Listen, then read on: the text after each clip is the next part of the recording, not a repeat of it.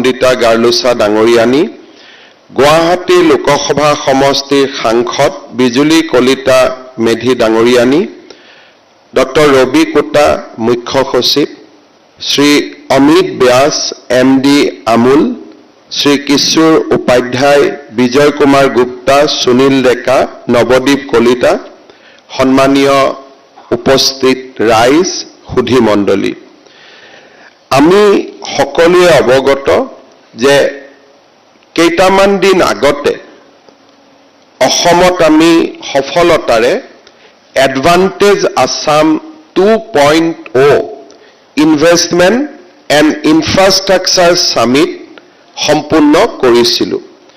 প্ৰধানমন্ত্ৰী নৰেন্দ্ৰ মোদী ডাঙৰীয়াৰ উপস্থিতিত আৰু দেশৰ বিভিন্ন উদ্যোগপতিসকলৰ অংশগ্ৰহণৰ মাজেৰে আমি এডভান্টেজ আছাম 2.0 ৰাষ্ট্ৰীয় প্ৰেক্ষাপটত অসমৰ উদ্যোগীকৰণৰ এটা পৰিৱেশ নিৰ্মাণত সফল হৈছিলোঁ। সেই সন্মিলনতে আমি বিনিয়োগ আৰু ইনফ্ৰাষ্ট্ৰাকচাৰ আন্তঃগাঁথনি, ইনভেষ্টমেণ্ট এণ্ড ইনফ্ৰাষ্ট্ৰাকচাৰ, বিনিয়োগ আৰু আন্তঃগাঁথনি, এই দুইটা শিতানত সৰ্বমুঠ 5,18,000 কোটি টকাৰ বুজাবুজিৰ চুক্তি স্বাক্ষৰ কৰিছিলোঁ।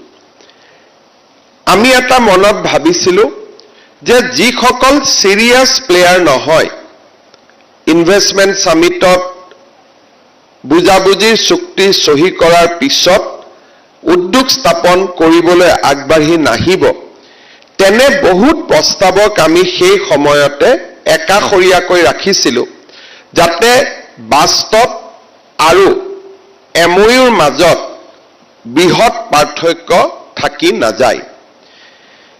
কেইটামান দিন আগতে হৈ যোৱা এই ইনফ্ৰাষ্ট্ৰাকচাৰ সামিটৰ পিছত বা ইনভেষ্টমেণ্ট সামিটৰ পিছত আমি লাভ কৰা সফলতা কেইটামানৰ বিষয়ে আপোনালোকক মই ক'ব বিচাৰিছোঁ। প্ৰথমতে আমি যদি ইনফ্ৰাষ্ট্ৰাকচাৰলৈকে চাব যাওঁ, যোৱা কেইটামান মাহৰ ভিতৰত ইনফ্ৰাষ্ট্ৰাকচাৰ শিতানত 3টা বৃহৎ ঘোষণাক আমি বাস্তৱলৈ ৰূপান্তৰ কৰিবলৈ সক্ষম হৈছোঁ। এটা ঘোষণা আছিল গুৱাহাটীৰ ৰিং ৰোড, লগতে নাৰেংগী কুৰুৱাৰ দলং। অহা 8 ছেপ্টেম্বৰত প্ৰধানমন্ত্ৰী নৰেন্দ্ৰ মোদী ডাঙৰীয়াই 7,800 কোটি টকাৰ ব্যয়েৰে এই প্ৰকল্পৰ শুভাৰম্ভণি কৰিব। ইয়াৰ পিছত আন এটা বৃহৎ ঘোষণা আছিলে গুৱাহাটী আৰু শিলচৰৰ মাজত express highway, access control access highway. ইতিমধ্যে ভাৰত চৰকাৰৰ কেবিনেটে 23,000 কোটি টকাৰ এই আঁচনি মঞ্জুৰ কৰিছে আৰু খুব সোনকালে ইয়াৰ নিবিদাৰ প্ৰক্ৰিয়াও আৰম্ভ হ'ব। অৰ্থাৎ এডভান্টেজ আছাম 2.0ৰ পিছত আমি 30,000 কোটি টকাৰ ইনফ্ৰাষ্ট্ৰাকচাৰ প্ৰমিছ আমি এতিয়ালৈকে বাস্তৱত ৰূপান্তৰ কৰিবলৈ সক্ষম হৈছোঁ। অনাগত দিনত এই সংখ্যা আৰু বাঢ়ি যাব।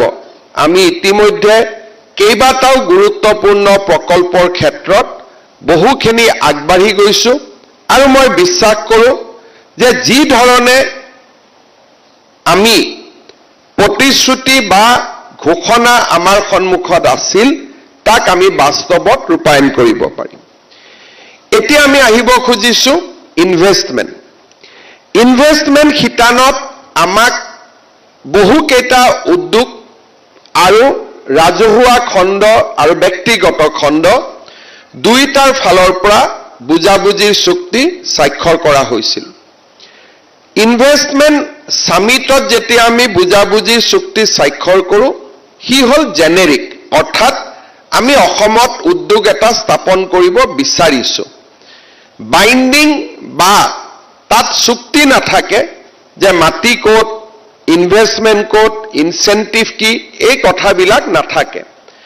সেইবাবে বুজাবুজিৰ চুক্তিখনক লৈ কোনোবাই যদি নকৰেও আমি তাত একো বিশেষ মাত মাতিব নোৱাৰো কিন্তু যেতিয়া ইনভেষ্টমেন্টৰ প্ৰপ'জ MOU সমূহ আমি বাইন্ডিং MOU লৈকে ৰূপান্তৰ কৰো তেতিয়াহলে আমি বুজি পাওঁ যে এতিয়া নেক্সট ষ্টেপটো হ'ল ভূমি পূজন বা উদ্বোধন আমি এটা নিৰ্দিষ্ট পথত আগবাঢ়ি গৈছো আজি আমাৰ বাবে এটা আনন্দৰ দিন এডভান্টেজ অসমৰ সময়ত স্বাক্ষৰ কৰা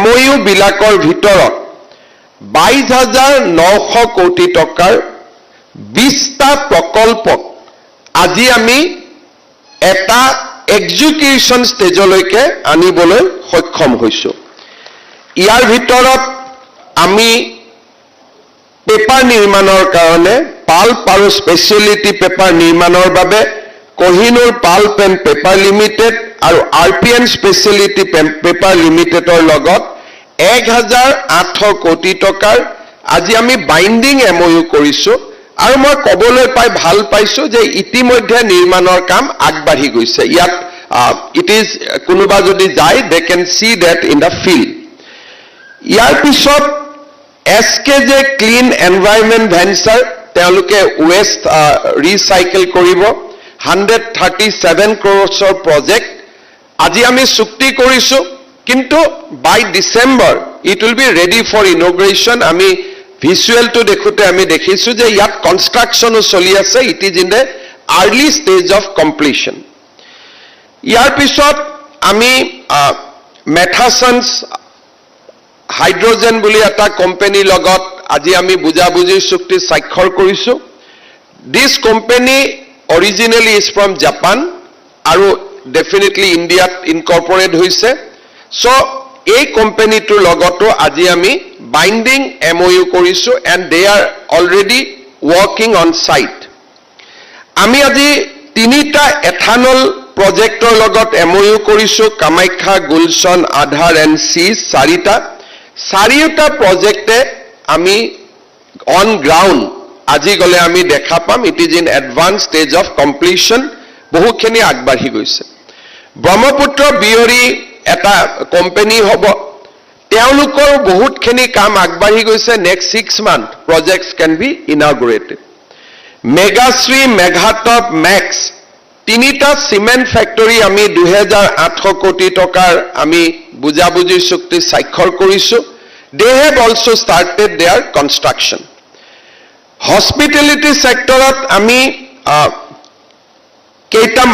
কেইবাটাও প্ৰকল্প আজি সহি কৰিছো হিলটন হোটেল JW মেৰিয়ট এই চাৰিটা প্ৰকল্প ডাউনটাউন জোনালী সেলেজা এই তিনিটা প্ৰজেক্ট ইতিমধ্যে এডভান্স ষ্টেজেছ অফ কনষ্ট্ৰাকচনলৈকে আগুৱাই গৈছে জাগিৰোডত টাটা গেটৱেৰ প্ৰকল্প আজি আমি MOU কৰিছো আৰু টাটাৰ ডাঙৰ প্ৰজেক্ট কাষত চলি থকাৰ কাৰণে স্বাভাৱিকতে এই প্ৰজেক্টটো খুব ইম্পৰ্টেন্ট প্ৰজেক্ট এণ্ড আমি ইয়াক কমপ্লিশন পৰ্যায়লৈকে লৈ আহিছো SJVN এখেতসকলৰ লগত আমাৰ অনগোয়িং প্ৰজেক্ট চলি আছে তেজপুৰ আৰু বিলাসীপাৰাত আজি নতুন কৰি আৰু 200 মেগাৱাট সোলাৰ পাৱাৰৰ বাবে আমি বুজাবুজিৰ চুক্তি সহি কৰিছো 1 মেগাৱাট যদি আমি কৰো ইট কষ্ট আস অলমোস্ট 5 crores 1000 কোটি টকাৰ আজি আমি বুজাবুজিৰ চুক্তি সহি কৰিছো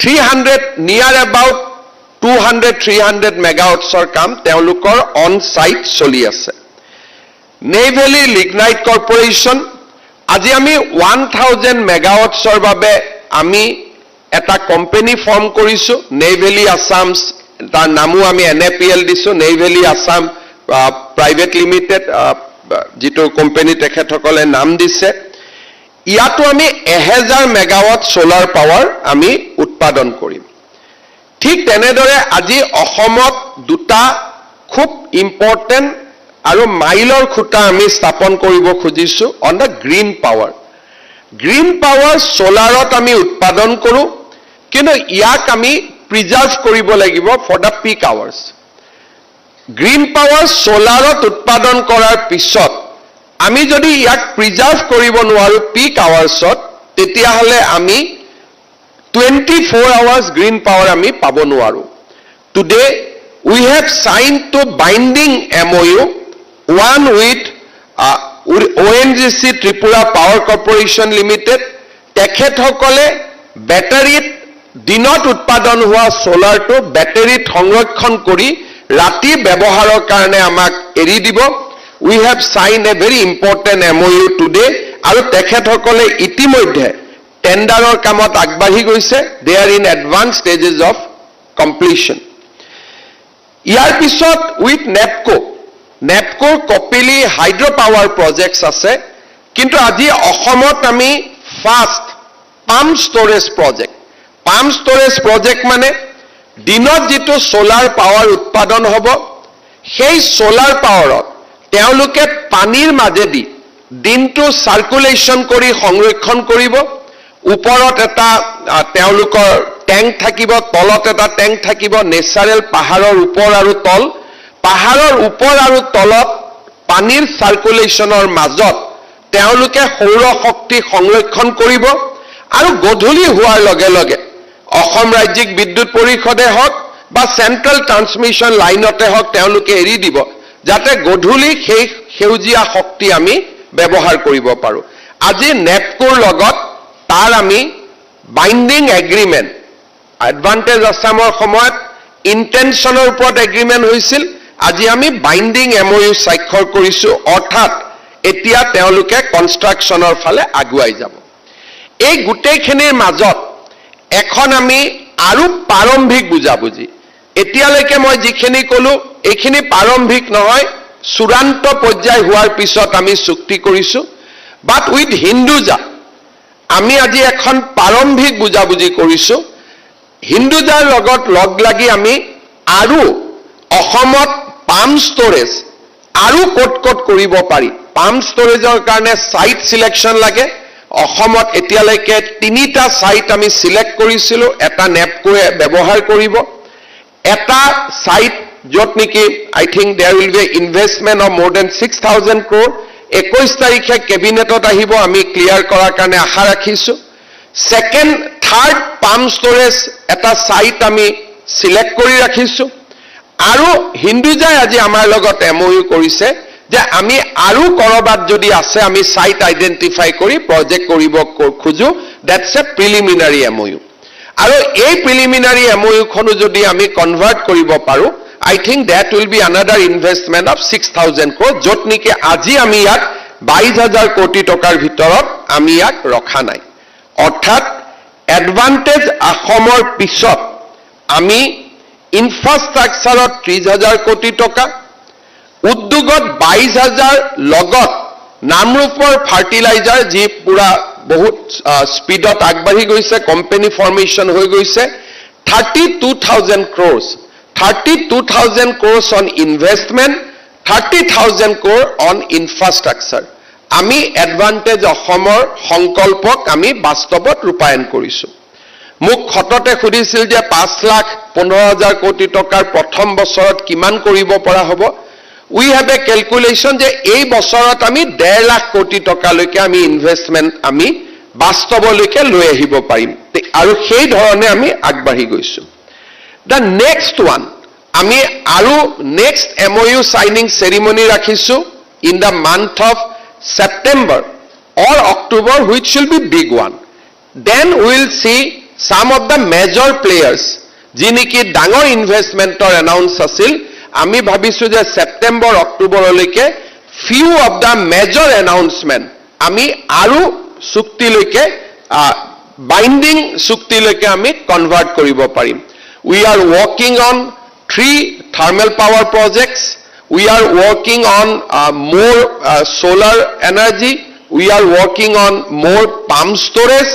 And we are also working on petrochemicals. Orthat, ami bhabu je there will be further breakthrough in a month of September and October.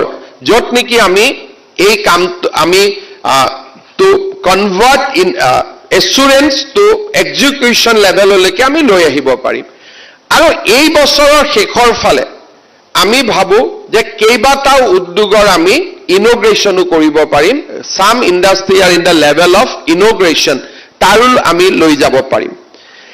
আজিৰ এই উদ্যোগৰ মাজতে we have created another front today, that is on dairy sector.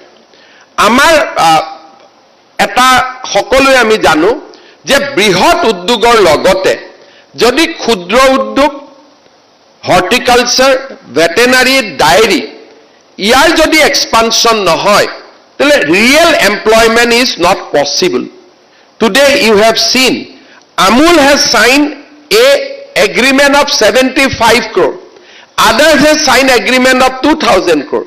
But when it comes to employment, with 75 crore, Amul will generate 20,000 employment. Because it is employment incentive. Others will put 50,000 crore, but the employment like Tata Semiconductor, they are putting 27,000 crore. Employment will be 30,000, but Amul has a power to create employment. By putting 75 crore, they can create employment of 20,000 crore, 20,000 numbers. So that's the power of dairy sector, that is the power of horticulture, veterinary, agriculture. আজি আমি অসমত, this is the first time Amul has shown interest. আমি NDDB লগত কাম কৰি আছিলো, National Dairy Development Board. We have signed MOU for producing 3 lakhs liters of milk, Dhemaji, Jorhat and Dibrugarh. By next September, we will be able to sign a permanent MOU, or rather we will be able to break grounds on that 3 projects. Today is the 4th projects with Amul for producing milk. আৰু আমাৰ অসমত ইচ্ছা আছে, today we are producing processed milk 1,30,000 liter per day. We want to take it to 10 lakhs liter per day in next 4 to 5 years. আৰু সেই দিশটো আজি আমি we have taken a very important steps, and I am sure that we requested Amul for 2 projects. One is in Kamrup Metro or Kamrup district, others is in Bishwanath. So I am sure that by next time we will meet, definitely Amul will also come forward with the second project in Bishwanath. I like to assure MD Amul, I know that Gujarat is a standard by itself, but when you meet Tata guys, they have started 2 projects, one in Gujarat and one in Jagirot simultaneously. Today, Assam project is in far advanced level in compared to Dholera. So if you just Google progress in Dholera, progress in Jagirot, the progress in Jagirot is much better, because Assam, we are not facing problem of plenty. So whoever comes here, we treat them as a state guest. But Gujarat or Haryana or Tamil Nadu, there is a problem of plenty. They can pick and they can choose. So we don't have that discretion yet. So whoever will come, we will give them royal privileges, royal honor, so that they can expand their business. I am sure that after 20 years, we will also be able to pick and choose, but today we are not on that stage. So I think it is a common business sense to come to Assam and put more and more investment here. So I will request Amul to come forward and set up the next project in Bishwanath also, and Government of Assam will provide all kind of opportunity. Do not listen to anybody. What Bengal, what other advanced state cannot provide, Assam can provide in lightning speed. That is the way we are working in last 4 years. Now, coming to the next level, industry, investment, infrastructure. But for a country like India, idea is more important. Jodi idea generate nohoy, and jodi we work only in already invented space, then we will be beaten by the advanced country. Today, because of idea, we have seen India-Pakistan war. Our air defense system we have not replicated. People will say S-400, fine, we have S-400, but along with that, we have put our Akash also.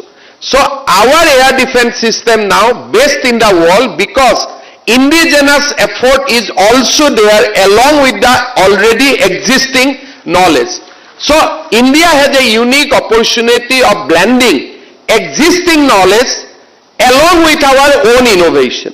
So innovation is the key for any state to progress. That is why in the last budget we have created a new ministry, new department called Startup and Innovation. Now under that department today we are giving grants to our startups, and I can vouch that our startups are really doing good. Lot of patent has already been signed. From the idea, it is now in the proof of concept. From proof of concept, people are in acceleration model, and people has also signed patent. Today we will see 24 young Assamese guy and our future who has received grant for the department today. We have a plan to actually expand the footprint of this department so that every colleges and universities of Assam become a harbinger of new ideas, new innovations. Today, this is the beginning. We want to take it to the next level. আজি আমি অসমৰ 24টা startup-ক মাসি grant proof encouragement for proof of concept patent. আমাৰ অসমৰ ল'ৰা ছোৱালীয়ে কিমান পেটেন্টত আগবাঢ়ি গৈছে, নিজৰ কনসেপ্ট কৰিছে, তাক ব্যৱহাৰিকভাৱে প্ৰয়োগ কৰিছে আৰু আজি পেটেন্টলৈকে যাব পাৰিছে। এণ্ড বহুত অসমৰ বাহিৰৰ ল'ৰা ছোৱালীও আজি অসমত আহি অসমৰ ইনকিউবেশ্যন চেণ্টাৰত কাম কৰিবৰ কাৰণে আগ্ৰহ প্ৰকাশ কৰিছে, because they have seen clearly advantage of being in Assam.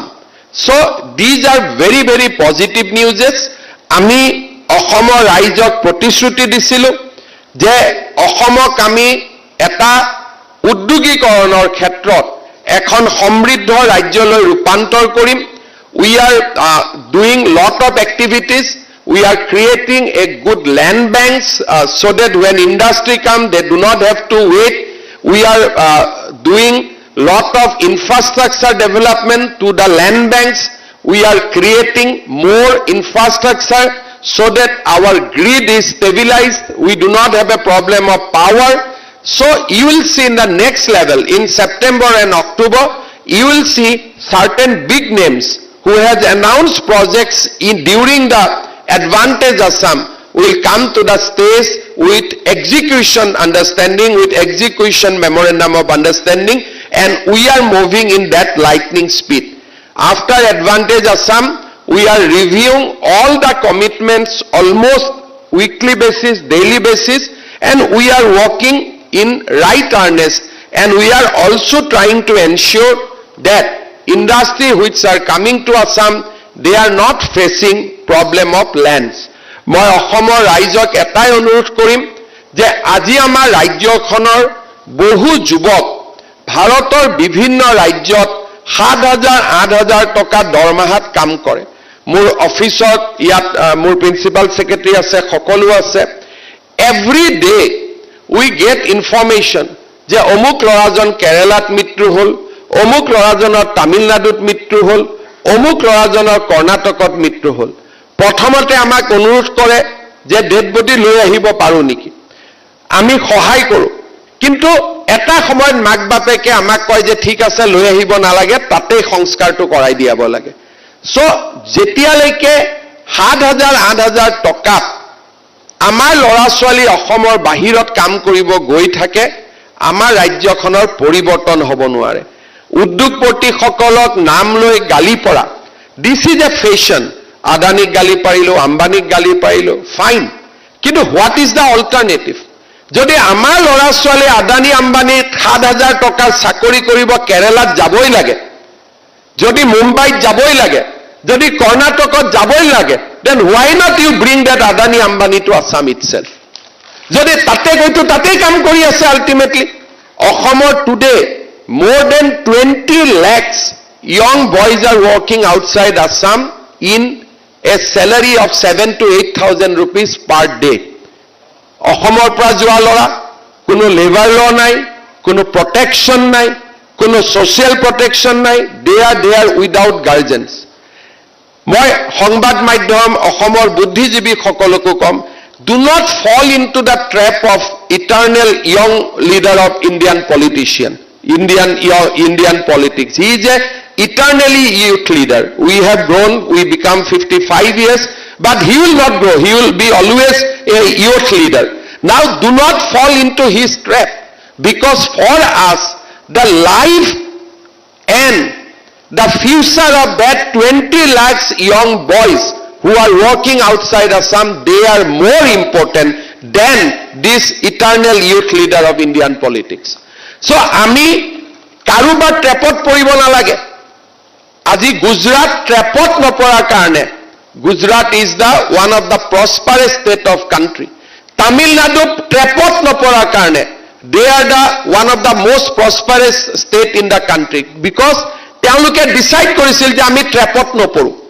আমিও যদি ট্ৰেপত নপৰো আৰু উদ্যোগপতিসকলক আমি যদি আদৰণি জনোৱা এটা সংস্কৃতি অসমত নিৰ্মাণ কৰিব পাৰো, we will be the future of India. যেনেকে প্ৰধানমন্ত্ৰীয়ে কয়, the new engine of growth, that is the any state. আমি আমাৰ হাতাম পুৰুষীয়া ভাৱনা, কল্পনা, চিন্তা ইয়াক ত্যাগ কৰিব লাগিব. কলিকতাত গৈ কোনোবা এখন 5 ষ্টাৰত এটা ল'ৰা, অসমীয়া ল'ৰাই কাম কৰাতকৈ সেইখন 5 ষ্টাৰ কাজিৰঙাত হ'লে সেইজন অসমীয়া ল'ৰাই ঘৰৰ কাষত বহি চাকৰি কৰিব পাৰিব, মাক দেউতাকে সদায় ল'ৰাজনক চাব পাৰিব, ছ'চিয়েল চিকিউৰিটি পাব. চাকৰি কাৰণেতো আল্টিমেটলি ল'ৰাজনে ক'ৰবাত যাবই লাগিব. So' why not he stayed in Kaziranga, why not he stayed in Manas instead of going to Kerala and Tamil Nadu. আজি অসমৰ ভাৰতৰ যি হোটেলতে নাযাওক কিয়, ফ্ৰণ্ট ডেস্কখনত অসমীয়া ল'ৰা ছোৱালী বহি থাকে. ই আমাৰ বিফলতাৰ প্ৰতীক. তাৰমানে অসমত এনেকুৱা হোটেল নাই নহয়, বোলে নাই, সেইকাৰণে ইয়াত আহিছো. যদি আমি যাবই লাগে, কৰিবই লাগে, why not we do it in Assam? কাৰণ অসমত পটেঞ্চিয়েল আছে. মই ভাবো the ideology of left and liberal are obsolete, because নদী আৰু সাগৰৰ পানী কেতিয়াও পিছলৈকে ঘূৰি নাযায়. এজন ল'ৰাই লেফ্ট হ'ব পাৰে ষ্টুডেণ্ট হৈ থাকোঁতে, কিন্তু যিদিনাখনে চাকৰিৰ বয়স হ'ব, he cannot afford to be left unless he is a professional agitationist like we have few. যেতিয়ালৈকে ৰাজনীতিক আৰু আন্দোলনক জীৱনৰ বৃত্তি হিচাপে নলয়, তেতিয়ালৈকে বাওঁপন্থী আইডিয়াৰে কোনো ল'ৰা ছোৱালী আগবাঢ়ি যাব নোৱাৰে. এটা সময়ত তেওঁলোকে জীৱনৰ কঠিন পৰীক্ষাৰ সন্মুখীন হয় আৰু তেওঁলোকে সিদ্ধান্ত লয় যে যি কৰিলো কলেজ ইউনিভাৰ্চিটিত, এতিয়াতো যি টাটাক গালি পাৰিলো, যি আদানীক গালি পাৰিলো, যি আম্বানীক গালি পাৰিলো, তাতেই চাকৰি কৰি হ'লেও ল'ৰা ছোৱালীক আমি ঘৰখন চলাব লাগিব. তাত যেতিয়া আদানী গুৱাহাটী এয়াৰপৰ্ট লৈছিল, বহুত প্ৰটেষ্ট আছিলে, কিন্তু আজি আপোনালোকে চাব, এয়াৰপৰ্ট অথৰিটি অফ ইণ্ডিয়াৰ লগত থাকোঁতে যিমান ল'ৰাই গুৱাহাটী এয়াৰপৰ্টত কাম কৰিছিল, তাতকৈ 3 গুণ ল'ৰা ছোৱালী আজি কৰ্মসংস্থাপন গুৱাহাটী এয়াৰপৰ্টত পাইছে. 3 times টুডে এতিয়া মোৰ তাত নতুনকৈ সমষ্টি, now I know 10,000 people are being employed directly in airport, and once we move into a power, উদ্যোগীকৰণে যাক ধনী কৰে, সি পৃথিৱীৰ কোনোবা এখন দেশত গৈ উদ্যোগ কৰিব পাৰে. হি কেন ইনভেষ্ট মানি. ট্ৰাম্পেও মাতি আছে, ইউৰোপিয়ান ইউনিয়নেও মাতি আছে, চাইনাও মাতি আছে. If somebody has money in their pockets, they can invest anywhere in India. অসমে তাক ৰখাব নোৱাৰে. আমি অসমত যিমানেই লিখা পঢ়া নকৰোঁ কিয়, we cannot change the destiny of the people who have money in their pockets. They will go in some part of the world and they will invest and they will be treated as a royal guest. যেতিয়া সাগৰৰ সোঁত আমি বদলাব নোৱাৰো, নদীৰ সোঁত আমি বদলাব নোৱাৰো, why not we swim along with the river and gets benefit out of it? আমি যদি সাগৰ আৰু নদীৰ সোঁতৰ লগত যাওঁ, we will be benefited. কিন্তু আমি যদি ভাবো যে নহয়, ব্ৰহ্মপুত্ৰখন আমি উলুটাকৈ বুৱাই দিম, we will not be able to do that, because we cannot, we do not, and because And if we go after that, আমি যদি অলিক সপোন লৈ এইবিলাক কৰি থাকো, the casualty will be our youth, আমাৰ যুৱ শক্তিয়ে সৰু সৰু টকাৰ কাৰণে বাহিৰত কাম কৰিব লাগিব। বাহিৰত কাম কৰা অপৰাধ নহয়। With Japan government we are working, যে আমি 1 লাখ ল'ৰাক অসমৰ পৰা পঠাম জাপানত কাম কৰিবৰ বাবে। But at the salary of 2 lakhs rupees, 50,000, you go outside. But 8,000 টকাৰ কাৰণে আমাৰ ল'ৰা ছোৱালী কিয় যাব? 12,000 টকাৰ কাৰণে কিয় যাব? So that is the spirit আমি নতুন অসমৰ নিৰ্মাণ কৰিব লাগিব, যাতে আমাৰ সৰু সৰু টকা পইচাত কাম কৰা ল'ৰা ছোৱালীবিলাকত আমি অসমত এটা কাঠামো নিৰ্মাণ কৰিব পাৰোঁ, আৰু আজি আমি ৰাজ্যখনত এটা পৰিৱেশ নিৰ্মাণ কৰিব পাৰোঁ। আজি আপোনালোকে জাগীৰ ৰোডত যাব, one of the best example, কোনে পাতিছে, nobody is border, everybody is waiting যে প্ৰজেক্টটো কেতিয়া কমপ্লিট হ'ব। এটা এজিটেশ্যন নাই, এটা ধৰ্ণা নাই, এটা ধৰ্মঘট নাই। অসমত আমি যিমান নতুন উদ্যোগ আহিব, আমি সমাজখনে যেতিয়া আমি তেওঁলোকক আদৰি ল'ম, তাৰ বেনিফিট টেম্পৰাৰিলি হিমন্ত বিশ্ব শৰ্মাই পাব পাৰে, টেম্পৰাৰিলি বিমল বৰাই পাব পাৰে, but permanent beneficiary will be the youth of Assam. অসমৰ যুৱ শক্তিয়ে তাৰ স্থায়ী যি বেনিফিট হ'ব, they will be the permanent beneficiary of those projects. সেইকাৰণে মই অসমৰ ৰাইজৰ সহায় সহযোগিতা বিচাৰিম। আমি এখন নতুন অসম নিৰ্মাণ কৰিব লাগিব, আৰু মই ভাবোঁ যোৱা কেইটামান দিনত মোৰো আগতে এটা মনত সন্দেহ আছিল যে অসমত ইণ্ডাষ্ট্ৰী আহিব পাৰে নে নাই। অসমৰ বাহিৰত এটা চিটুৱেশ্যন নিৰ্মাণ কৰা হৈছিল যে অসমত ইণ্ডাষ্ট্ৰী আহিলে মানুহে আন্দোলন কৰিব, মানুহে মাটি নিদিয়ে, অসম চৰকাৰে সহযোগ নকৰে, বিষয়াসকলে ফোন নধৰে, অসমত আমি কোনো সুবিধা নাপাওঁ গ'লে, মানুহ অসমত আহিব খোজা নাছিল। In last 2 years, we have changed ourselves, we have become proactive, আৰু all right from bureaucracy to the people, that change we have seen in last 2 years. আমাৰ সমগ্ৰ ভাৰতৰ উদ্যোগপতিসকলৰ মনত এটলিষ্ট অসমত আহক বা নহওক, Assam is now A investment destination, তাক আজি আমি মানুহৰ মনত আমি সংৰোপণ কৰিব পাৰিছোঁ। অসমৰ প্ৰতি যিমান নিগেটিভ এটিচিউড আছিল, আজি আমি পৰিৱৰ্তন কৰিব পাৰিছোঁ। এণ্ড মই বিশ্বাস কৰোঁ যে আৰু 2, 3, 4 বছৰ আমি যদি এই ধৰণে কাম কৰি যাব পাৰোঁ, সম্পূৰ্ণভাৱে আমি এখন নতুন অসম আমি অসমত নিৰ্মাণ কৰিব পাৰিম। পুনৰ এবাৰ মই সকলোকে ধন্যবাদ জনাইছোঁ। आज जो भी उद्योगपति यहाँ आए हैं और हमारे साथ आप लोगों ने एग्रीमेंट भी किया है, कोई लोगों ने इंडस्ट्री को आगे भी बढ़ा लिया है। जो भी हमने वादा किया हो as per our industrial policy, हम लोग इसको निभाएगा, और साथ साथ में मेरा विश्वास है असम की जनता भी आप लोगों को स्वागत करेगा, और हम लोग मिलके एक नया असम, एक नया भारत का निर्माण में हम लोग अपना सहयोग रखूंगा। बहुत बहुत धन्यवाद। जय हिंद, वंदे मातरम, भारत माता की जय।